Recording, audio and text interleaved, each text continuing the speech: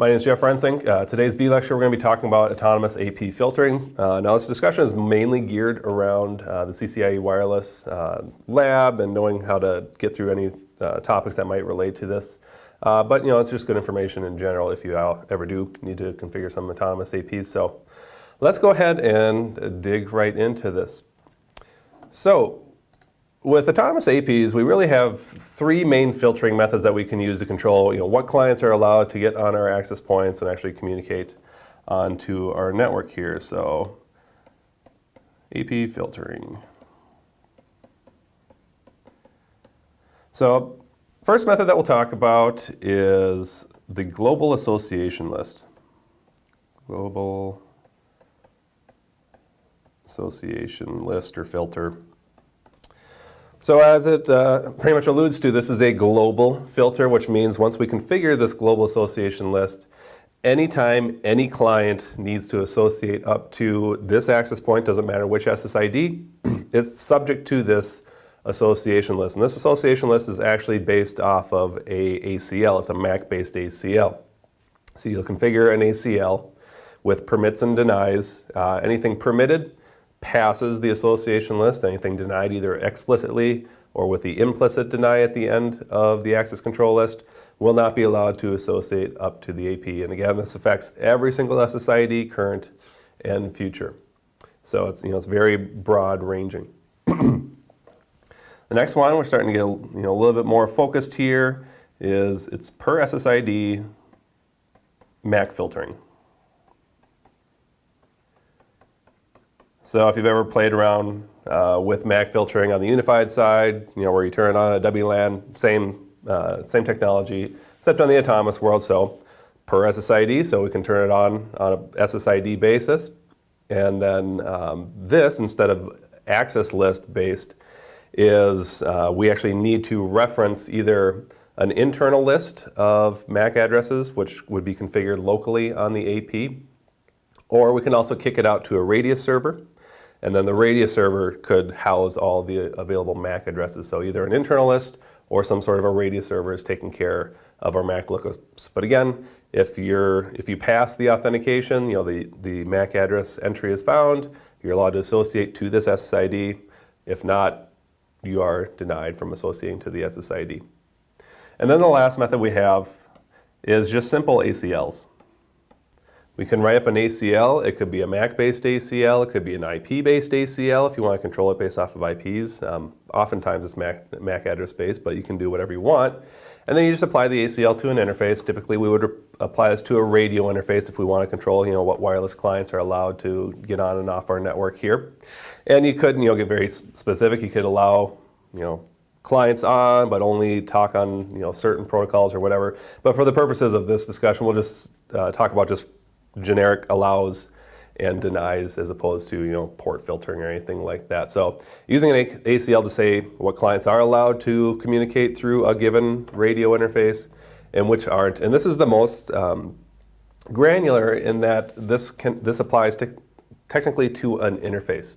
So on the autonomous APs, we could have an SSID across both radios, and so technically you can have an ACL on one radio and not the other. Also, anytime we start doing multiple SSIDs on an autonomous AP, that means we're creating sub-interfaces for the VLANs that will support these SSIDs. So technically, these ACLs are applied on a sub-interface level. So you can get very granular with ACLs. So global level with the association list, Per-SSID level with Per-SSID MAC filtering, and finally at a per-interface level with ACLs. So a few different options. Now, the way I described it, I'm talking more about just general wireless clients, so laptops and smartphones and things like that. But we also have the capability of access points to accept association from other access points, with special AP roles like workgroup bridges or repeaters or root and on-root bridge. So how these interact with those special AP roles is a good thing to have an understanding of. So let's go ahead and just quickly draw this out real quick. So let's pretend I'm doing just for a workgroup bridge, but this applies to whether it's a workgroup bridge, a repeater, or a root and on-root bridge. It's all sort of the same functionality. So we'll have some AP over here connected to some wired network, and we'll call this the root AP because this is the AP accepting the connection from these, the far end AP. And then over here we'll have our workgroup bridge.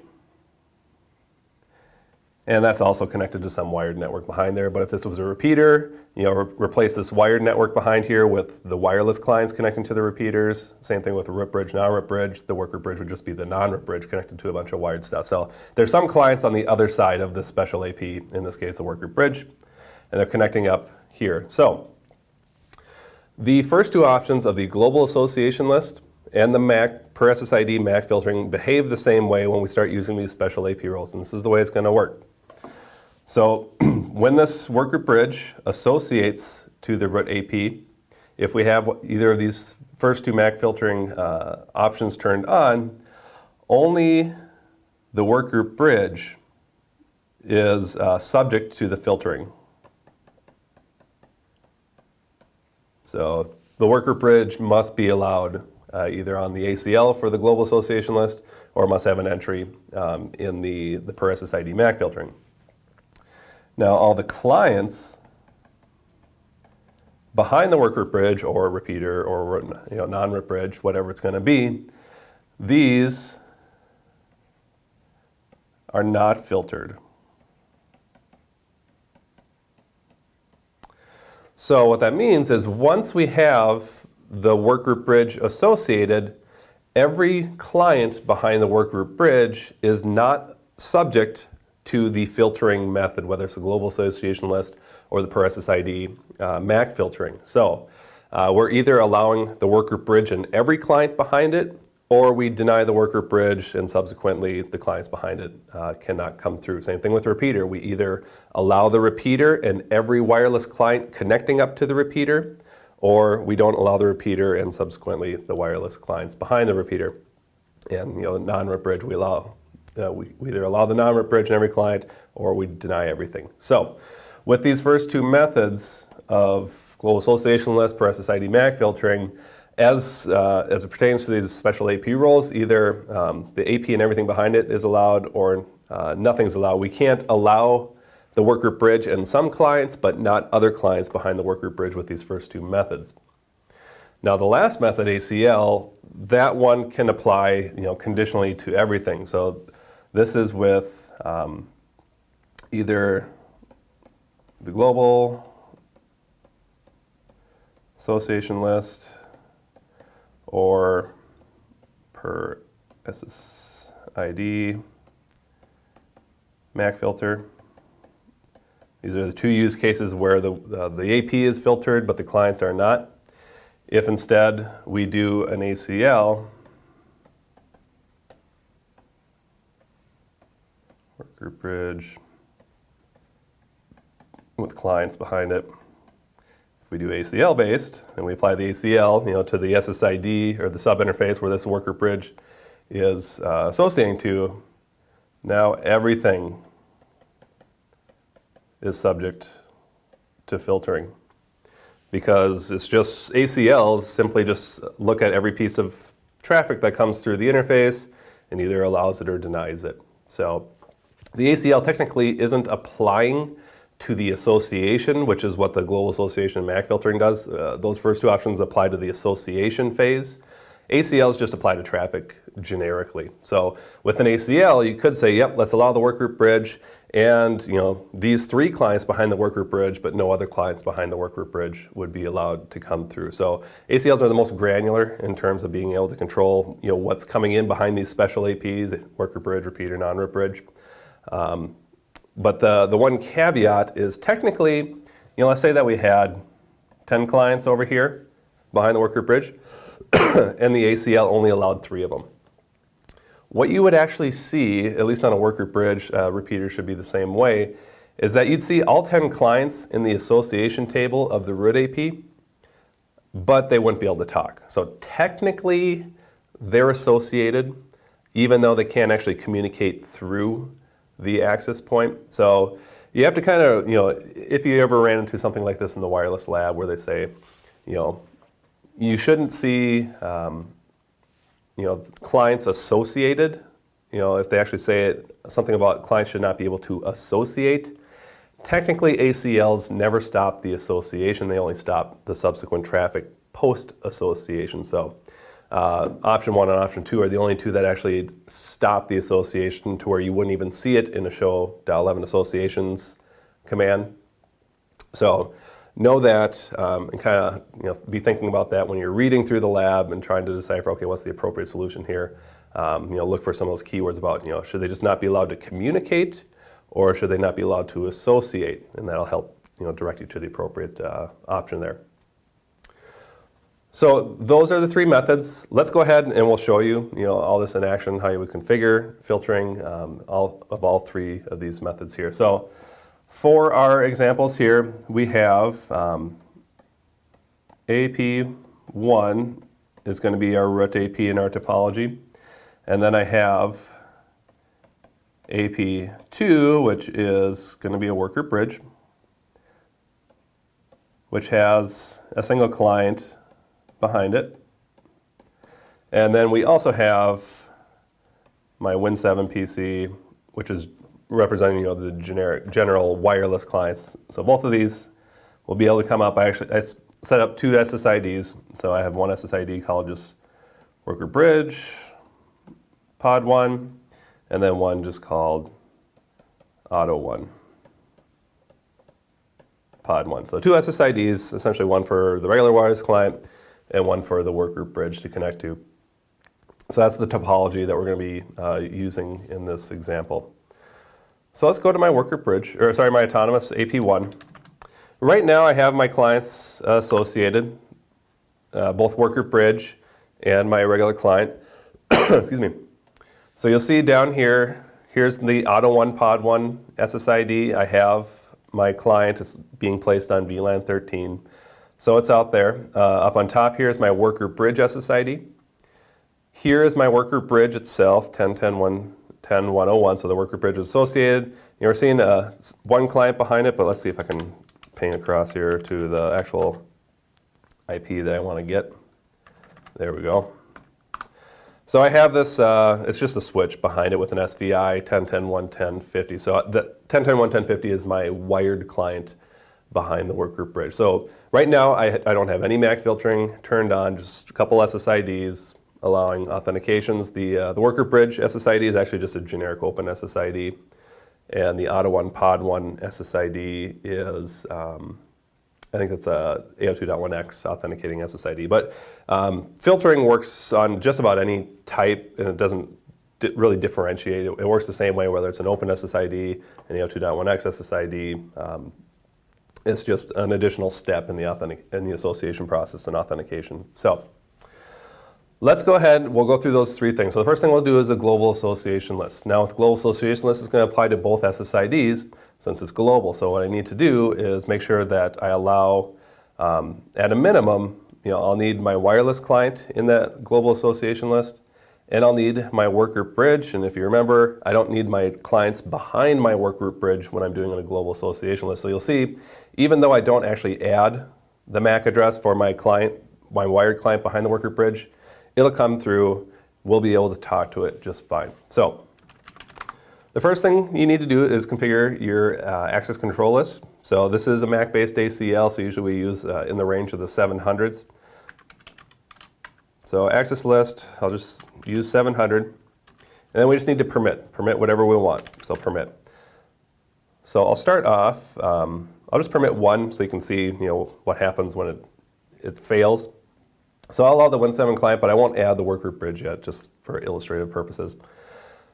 So let's go ahead. I'm just going to copy the MAC address of my Win7 client, and it's an ACL, so we're using wildcard-based mass, which means if I just do all zeros, I match on one specific MAC address, so 0000, 12 zeros.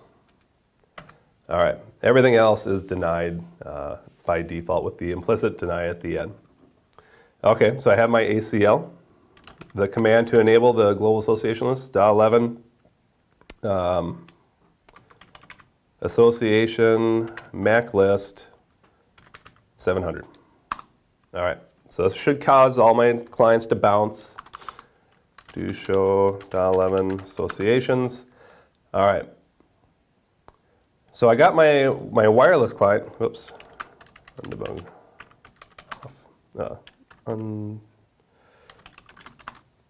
There we go. So I have my, let me just get back to this, my wireless client. I have, my Windows 7 PC, came back on, and should be able to, if I remember the IP address, it was 150. Well, I'll have to probably pop back up. It may not have caught that the link bounced, so. It's trying to associate back up.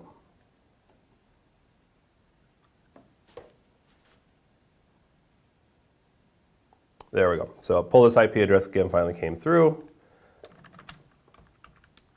So now I see the full entry, but it makes it to the association list, or to the association list just fine. My workgroup bridge, however, was denied. So let's go ahead and add my workgroup bridge. That way we can actually get both of them going. So I'm just going to pop back up here to get its MAC address. There you are. Excuse me. So, oops. Access list 700. Permit. Add another entry here.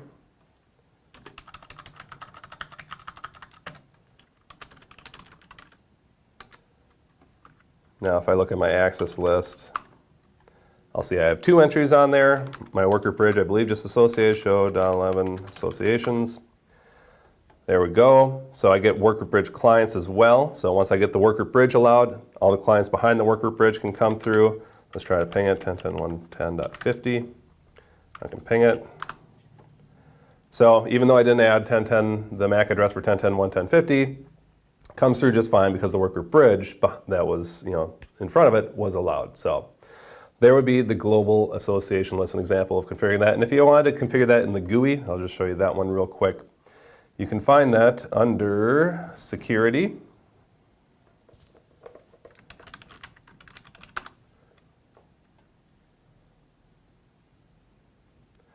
Now it's not actually going to show up. I'll show you the page. It won't like the fact that I configured the ACL in the MAC, in the CLI.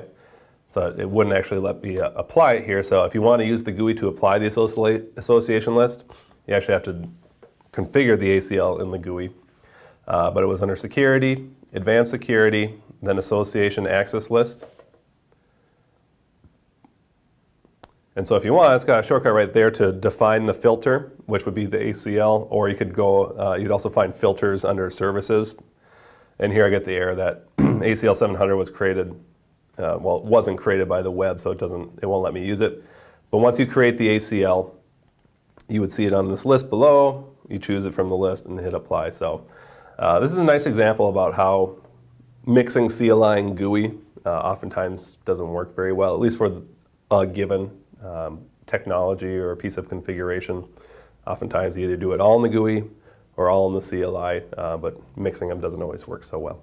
But this is where you would apply it in the GUI, and if you need to actually configure the ACL, you can hit this link right here. Otherwise, you'd find it, underneath services, filters. And then this is just where you can configure ACLs in the GUI. It would be a MAC address filter. That's where you can create the ACL itself.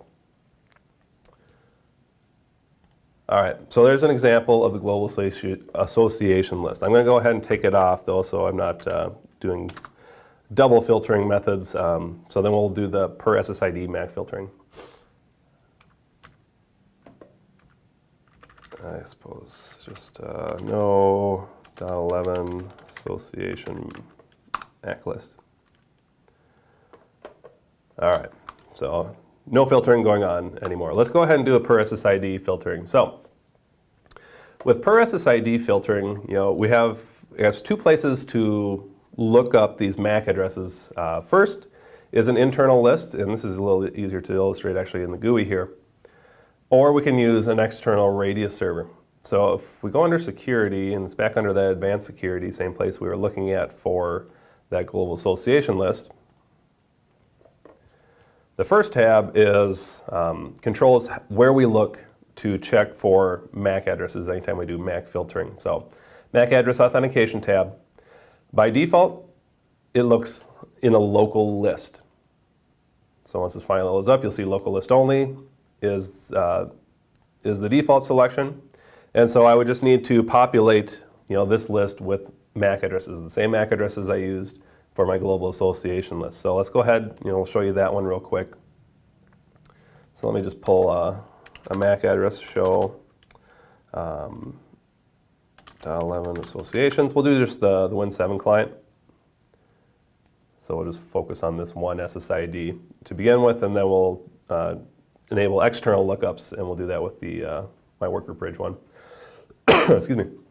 So I need this MAC address. So we'll pre-populate that one. And this actually just creates a user account in the CLI. If I go ahead and take a look at the config, where you see that entry is right here. So it's 2 lines. So the password, I believe, is the exact same as the MAC address.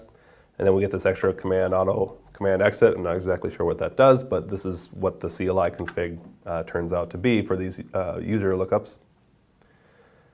And then we just need to enable MAC filtering on the SSID. So you can either do it in the GUI. Oftentimes I configure SSIDs in the CLI, so I'll show you the CLI. If you want to see the current config of the SSID, so it's just a simple, we're placing them on VLAN 13.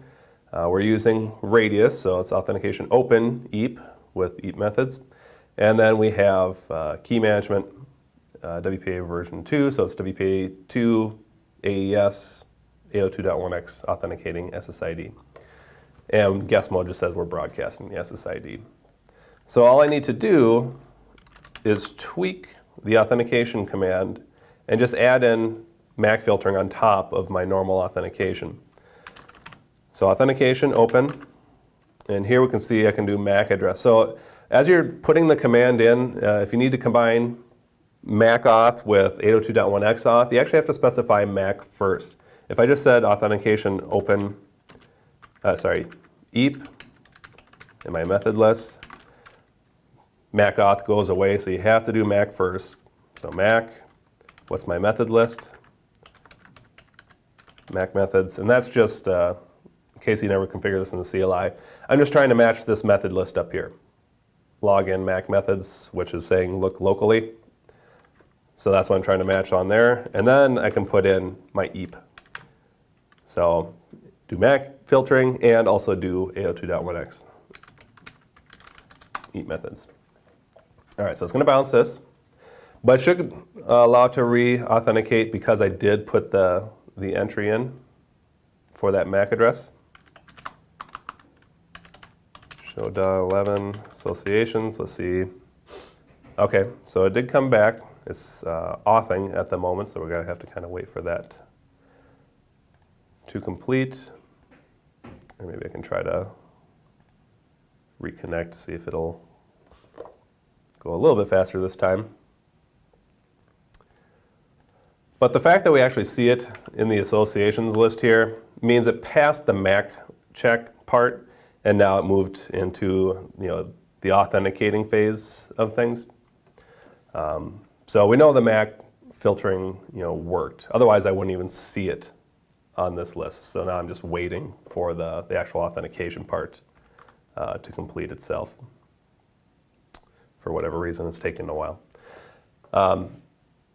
So that would be an internal list. Just make sure you pre-populate that entry there. Otherwise, if we want to kick it out to a Radius server, let's say. So I have AAP1 configured as a local Radius server, so we can do it there. If I want to do that, the first step in order to even have the GUI allow you to switch this to some sort of an external server is we need to actually define an external server. So if you look in the server manager, you'd see that I've already configured servers.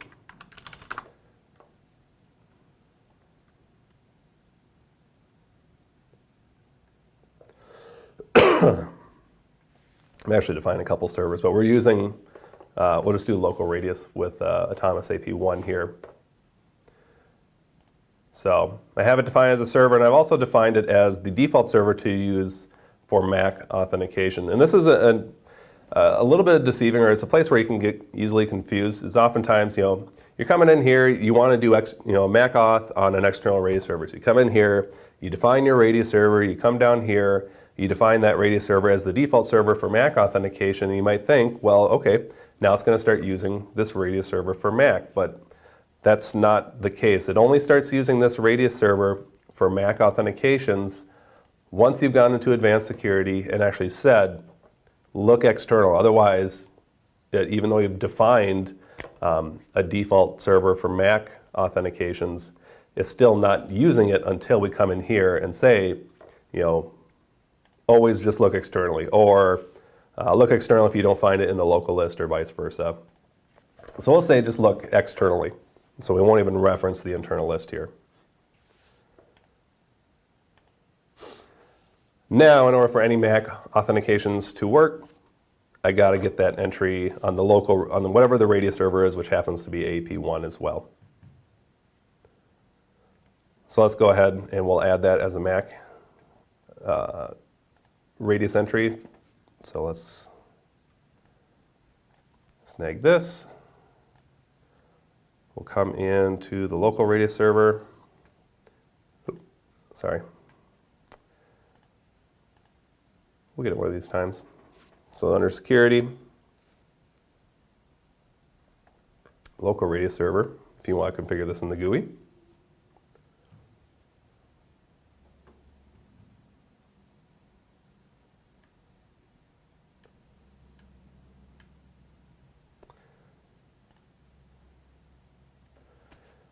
And then we'll just create it as a user account if we're doing local radius, which is, it's good to know how to do this.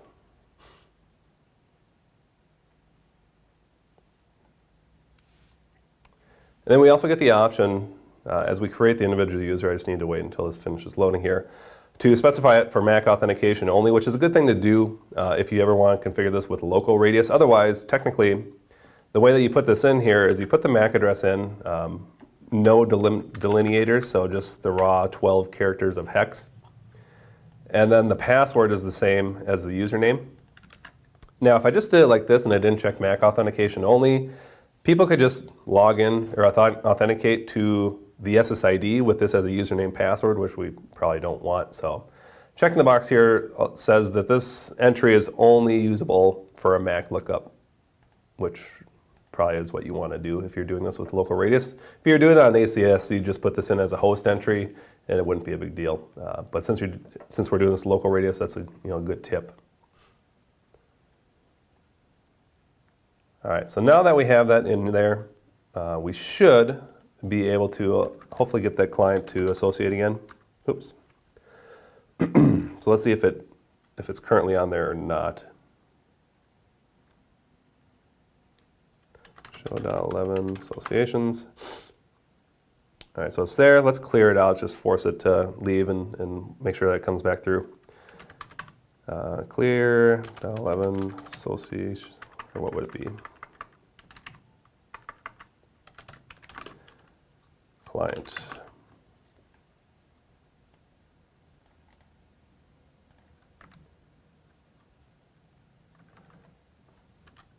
Show.11 associations. All right, looks like it already came back. So the fact that we have it on here means it passed the MAC authentication, and we just have to wait for it to actually do the regular authentication there.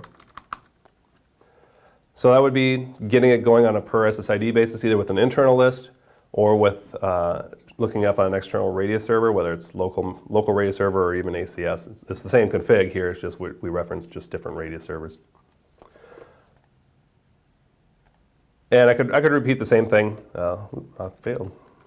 Show radius server, local server.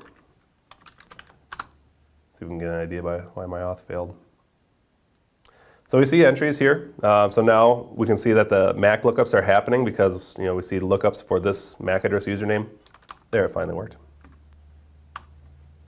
Show.11 associations. How about that? There we go. Finally worked. Or came through. It associated. Having a problem with the server, the client authentication. I'm not sure what's going on there. Maybe I typed something wrong elsewhere, but we got through the MAC address lookup. That's successful, and that's what we really care about at the moment. I could do it again for the workgroup bridge SSID, and we would see the same thing. I only need to allow the workgroup bridge. Every client behind the workgroup bridge would come through, so I won't just belabor the point on that one. But let's go ahead and look at that last option of ACL filtering. So let's get rid of my MAC authentication real quick. Show run.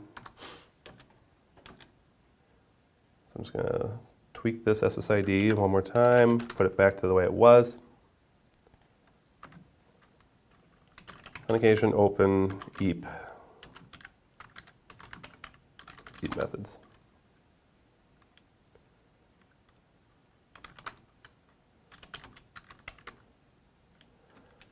All right, so at this point, my SSIDs are just standard SSIDs again, so just a regular AF2.1x SSID, a regular open SSID on the workgroup bridge side.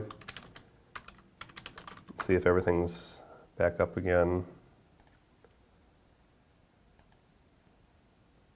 Try reconnecting here. I should be able to hopefully get through this association. Not sure why it's having troubles. There we go, got through. Okay, so everything's back, associate again. Everything should be pingable. See if my client behind the worker bridge is pingable. It is, show.11 associations. So we got everything back up and running again, kind of where we started. Now let's go ahead and do the ACL. Here we'll be able to see, one, we apply this per interface, and two, now we can start controlling what's allowed to communicate from behind our special APs, in this case a workgroup bridge. So I'll focus in on the workgroup bridge side since that's, well, we'll do both. So we'll do 2 ACLs. We'll do one for Auto 1, Pod 1, and then we'll do one for over here. And we'll focus on MAC-based ACLs because that's typically what you're using in terms of controlling which clients are allowed to talk on your network and which aren't, because you don't always know what IP address they're going to pull. Maybe they're statically IP'd, maybe they're not, but if they're DSP, you don't know the IP, but you definitely do know the MAC address. So we'll focus on that. So we'll create 2 ACLs. Access lists, we'll say 710. We'll do this for Auto 1, Pod 1, so we'll choose to allow this one. So we'll permit that one.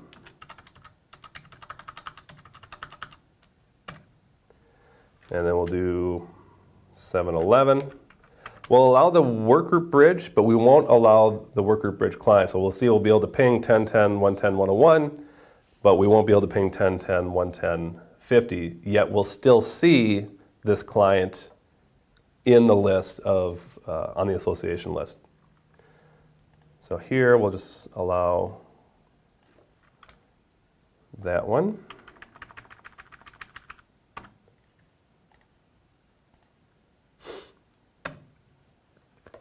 All right, and I'm just going to create a bogus ACL that blocks everything, just for illustrative purposes. Access lists, 712, deny. Yeah, I got to put something in there. I suppose this would be what, FFFF. So this should just match everything, but regardless, there's no permit, so it's not going to allow anything. All right. Now, I need to apply this at the sub-interface level, and since I'm doing VLANs, if I do a show IPN brief, you'll see I have sub-interfaces here. MAC-based ACLs are actually applied to bridge groups. And bridge groups, if you don't know what bridge groups are yet, are very similar to a VLAN. Basically, every interface gets assigned to a bridge group, just like every interface gets assigned to a VLAN, and traffic can only flow between interfaces in the same bridge group. So if on my radio, I have bridge group 1, and on my physical interface, I have bridge group 1, traffic can flow between the radio out the wired port. But if it's bridge group 1 over here and bridge group 2 over here, they can't flow. So very VLAN-ish in that respect. So, but you apply the MAC-based ACLs to bridge groups under the sub-interface. So I want to apply this, the autonomous AP SSIDs on the 2.4 gigahertz radio on VLAN 13. So I'd go to int d0.13. This uses bridge group 13, so it'd be bridge group 13, And let me remember which command it would be. So it should be, oh, what are you going to be? I can't remember. So there's input is there not an input address list? It's an output address list. Maybe that's my only option. There it is. So I'll filter it as traffic is coming in to the radio. And then that was, so I'll just do 712, the one that denies everything. And so we'll see that the client's not allowed to talk, but technically it should associate. Show.11 associations. If it's on there, we'll kick it off. So clear.11 client. So we'll kick them off.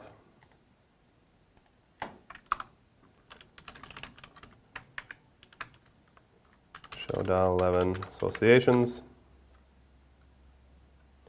All right, so technically it's showing up on the association list, but it should never be able to, even if it authenticates, it'll never, I can't remember if it authenticates but never pulls an IP address or if it just never authenticates. Regardless though, it shows up on the association list, but the client will never be able to communicate. So it's effectively stopped, but technically shows up on the association list. So specific ACL allow associations but no traffic. Exactly, yep, it can't stop the association, but it can stop the traffic. So okay, I did finally authenticate. So it's fully authenticated, it's trying to acquire an IP address, but as long as everything's working right, we should see that it never pulls an IP. So we see it made it to the EAP associated stage, which means that it successfully did an EAP authentication, but it should never pull an IP address. Now it's sending packets, and so it learns its IP address, but the traffic is not flowing through the access point, which is why it never pulled a DHCP address, because that DHCP packet just stopped. So no one will ever be able to talk to this client. Even if it was statically IP'd, the IP would show up in here, but we still couldn't ping it, we couldn't talk to it at all. If instead though, entity 0.13, we use the appropriate ACL, which was I think 710. Now I believe I could just renew, try to do a IP config renew.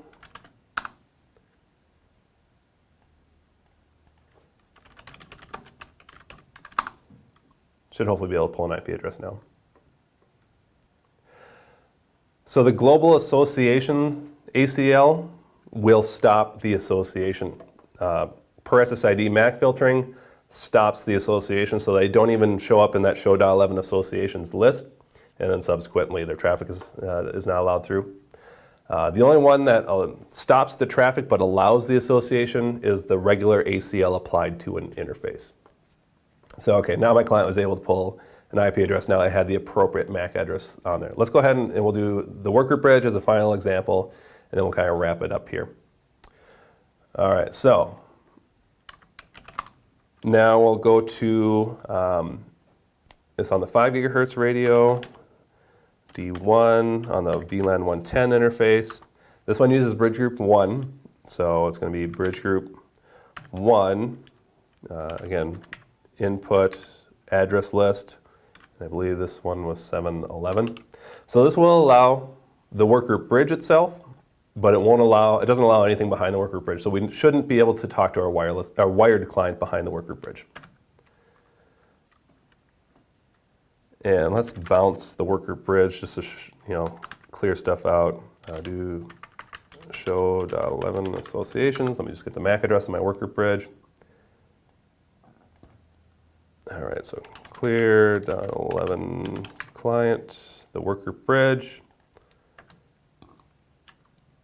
Show.11. Okay, so it left, it reassociated. So we're seeing clients here. I should be able to ping the workgroup bridge, 10.10.110.101, because that's the one MAC address that we did allow, but I shouldn't be able to ping anything else behind it.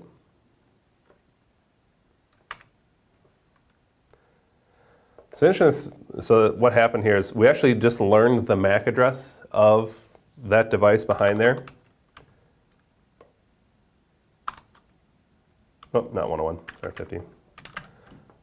So we should have the MAC address populated in our associations table list from before, but it can't talk to anything. So basically, we were told about the client from AAP2, but we still can't talk to it because of our access control list is blocking it. Show.11 association. So if I had many wired clients behind there, I could say, okay, well, let's allow this one, but no others, and then this would be the only wired client behind the worker bridge that would be allowed to talk. I don't have multiple wired clients behind there. But yeah, you can use the ACL to say what is allowed, what isn't allowed. Again, it doesn't stop them from showing up in the associations list, so it still shows up, and I still see the IP address, but you'll never be able to, any traffic it sends will just be blocked. So it's effectively cut off, even though we see it associated. So those are the examples of configuring the three different types of filterings, and the big thing is just really understanding how they operate, where they apply to, global Per-SSID per interface, and then how they interact with these special AP roles of repeaters, worker bridge, non-RIP bridge. Now from a non-RIP bridge side, the only difference you'll see there if we're doing RIP bridge, non-RIP bridge, is that on a non-RIP bridge, you never see the client actually, the wired clients behind the non-RIP bridge show up in the association table. So they never would have shown up in the association table to begin with, but the behavior is the same. On the first two options of global association list Per-SSID, it allows the non-RIP bridge and everything behind it, even though you don't see it in the association table. And the third option, you have to say every single, you could control the device, the non-RIP bridge, as well as individually every single device behind it. Excuse me. Any questions about any of these filtering options on the autonomous side of things?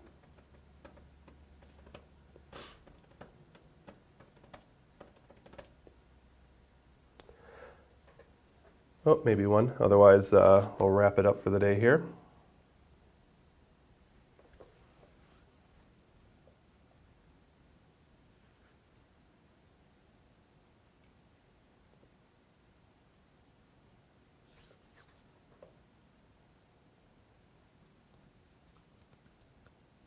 Oh, sorry, there was a question about would it be any difference if it was applied to the physical interface? So it would not work if it was applied to the physical interface. It needs to be, ACLs need to be applied to the they're applied to the sub interface, and technically they're applied to bridge groups. So if you did try to apply it to the physical interface uses different bridge groups than the sub interfaces. So since it wouldn't technically apply to the traffic, if you apply it to the physical interface, because the traffic's on a different bridge group than the physical interface uses. Sorry, I missed that question. So you can apply the same ACL to many interfaces if you really wanted to. So you could say, you have a white list of MAC addresses that are allowed on any interface. You could do that if you really wanted to. Or you could have separate ACLs for separate interfaces, however you want to play it. So, good question though. All right, well, thank you guys for coming, and look ahead and see what we'll have. Usually a couple times a month we'll have more of these. So, thanks for attending, and hopefully we'll see you next time.